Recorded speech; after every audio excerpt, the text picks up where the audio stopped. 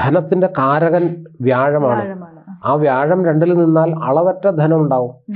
പിന്നെ ആരാണെങ്കിലും ആ 2-ാം ഭാവാധിപൻ ആ ഭാവത്തിൽ നിന്നാൽ മതി. യോയോ ഭാവ സ്വാമി ദൃഷ്ടോ യുധോവ. ഏതൊരു ഭാവത്തിന്റെ സ്വാമി ആ ഭാവത്തിൽ നിൽക്കുന്നത് ഏറ്റവും നല്ലതാണ്.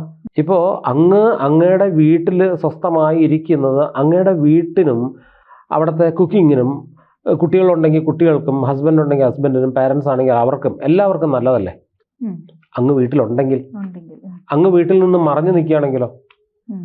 വിദേശത്താണ് അല്ലേ, അല്ലെങ്കിൽ ആശുപത്രിയിലാണ്, അല്ലെങ്കിൽ വേറെ എവിടെയെങ്കിലും ആണ്. വീടുമായിട്ട് ബന്ധമില്ലാതെ വരുവാണെങ്കിൽ വീട്ടിലെന്തെങ്കിലും അനർത്ഥങ്ങൾ നടന്നാൽ നമുക്കറിയാൻ പറ്റുമോ?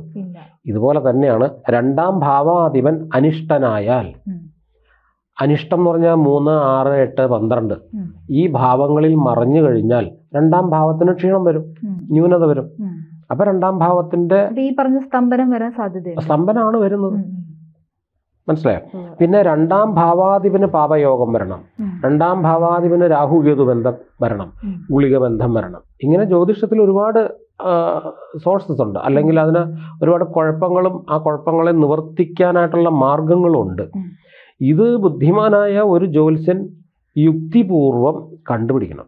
കണ്ടുപിടിച്ചു കഴിഞ്ഞാൽ ജ്യോതിഷം വഴി ക്ലിയർ ആക്കാൻ പറ്റാത്ത ഒരു വിഷയവും സൂര്യന് കീഴെ ഇല്ല. ജ്യോതിഷമോ വാസ്തുവോ പൂജയോ നിങ്ങൾക്ക് ആവശ്യമുണ്ടോ? താഴെ കാണുന്ന നമ്പറിൽ വാട്സപ്പ് ചെയ്യൂ.